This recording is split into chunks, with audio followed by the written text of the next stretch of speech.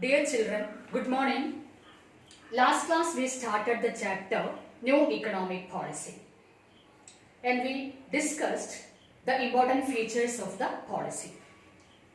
Today, let us discuss about the various policies under the New Economic Policy or the various measures under liberalization. So, New economic policy consists of various policies like industrial policy, fiscal policy, monetary policy, foreign trade policy, foreign exchange policy, etc. All these policies together make economic policy. So, as far as syllabus is concerned, we have to study more about the industrial policy during 1991 or industrial sector reforms and foreign trade policy during 1991 or trade policy reforms. Other policies, fiscal policy, monetary policy and foreign exchange policy, etc. we will study in macroeconomics. Okay? So today, let us discuss more about industrial policy and foreign trade policy. Industrial policy or the industrial sector reforms under liberalization. Last chapter, we studied Industrial Policy Resolution of 1956, which classified industries into three categories or three schedules. Schedule A, Schedule B, Schedule C, etc. Okay. Now, the new industrial policy of 1991. As you know, industrial policy means the policy towards the establishment of industries, their ownership and management. It gives us the principles, rules and regulation regarding the industrialization of a nation. Let's discuss about important measures under the industrial policy during 1991. Two important measures are there under the policy during 1991. Number one, abolition of industrial licensing. And number two, decrease in the role of the public sector. What do you mean by abolition of industrial licensing? You know, before 1991, private sector was controlled and regulated by the government through strict licensing system. What do you mean by licenses? Licenses are written permission given by the government, either to start new industries or to expand output, etc. So now during 1991, government followed a policy of abolition of industrial licensing or known as delicensing as a part of liberalization to remove all unnecessary restrictions on the industrial economy.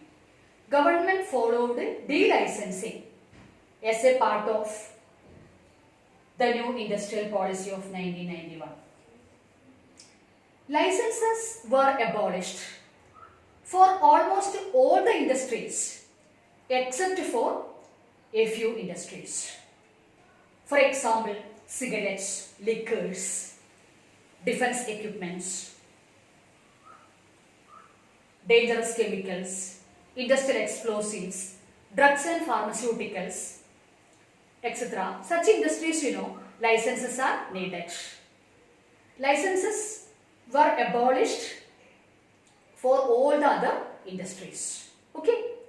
As a part of decontrolling and deregulating. Okay? That is abolition of industrial licensing. Licenses were abolished for almost all the industries except a few industries like drugs and pharmaceuticals, liquors, cigarettes, defense equipments, industrial chemical, that is dangerous chemicals, etc. Second measure is decrease the role of the public sector. You know, Industrial Policy Resolution of 1956, Schedule A or first category, 17 industries were exclusively reserved for the public sector.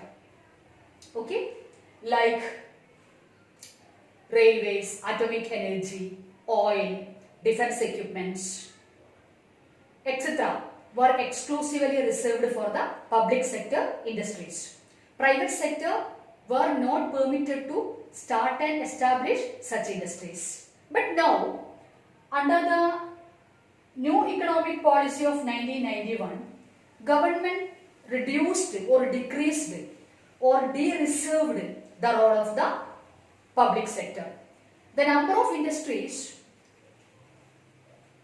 earlier top 7 industries, now has been reduced from 17 to 8 during 1991. Now it has been reduced to 2 industries only. Now atomic energy generation and railway transport are only in the hands of the public sector. As you know now, even our railway transport, government already started to privatize railways also. Okay? So, remember the 2 important measures: abolition of industrial licensing or delicensing, and second point is the role of the public sector has been decreased or reduced or de-reserved by the government. Okay? Why? Because now the policy is privatization. Earlier, public sector leading role. Now, as a part of the privatization and market-oriented development, government has been following a policy of expanding private sector to create a competitive market economy. Okay? That's the difference. And next, let us discuss more about foreign trade policy. Before we study new trade policy during 1991, you have to compare the trade policy before 1991. We studied before 1991. Our trade policy was known as inward-looking trade policy. That is export promotion and import substitution. That we studied export promotion and import substitution. That is inward-looking trade strategy. But now, during 1991, our trade policy is known as EXIM policy. What do you mean by EXIM policy? Export cum import policy. That is, now our trade policy is characterized by export promotion and import promotion. Export promotion, how? By removing all the restrictions on exports. By reducing export duties. Let us promote export. Okay? Let's promote import also. How? Earlier, protection on imports. How?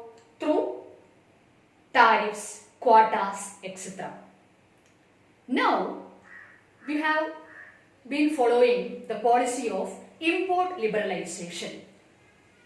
How import liberalization? We wanted to import exports by removing all barriers, trade barriers, that is tariff, all trade barriers, for example tariff barriers in the form of import duties, quotas and non-tariff barriers.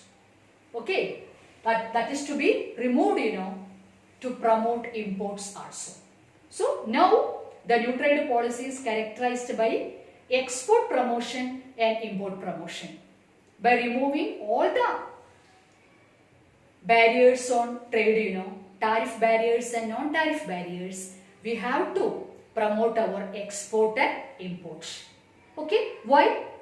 We have to now, no regulation, only competition.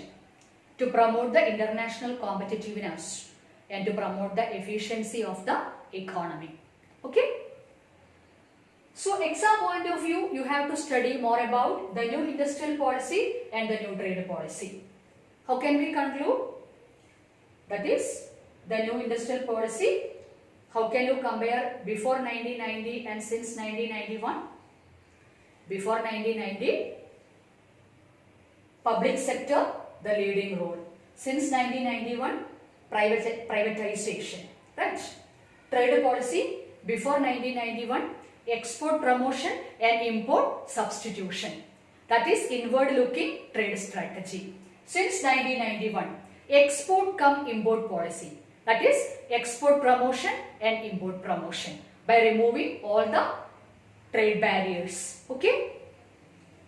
Apart from this, you have to know about the meaning of fiscal policy and monetary policy. What do you mean by fiscal policy? Fiscal policy means, as you know, the taxation and public expenditure policy of a government. Okay? Monetary policy means the policy of the central bank of a country, or it is the policy of the RBI in India relating to money supply, rate of interest and availability of credit. What do you mean by foreign exchange reforms? Foreign exchange means the determination of exchange rate of foreign currencies or foreign exchanges in the foreign exchange market. So, about fiscal policy, about monetary policy and about the foreign exchange rate, we will study in detail in macroeconomics. Okay, thank you.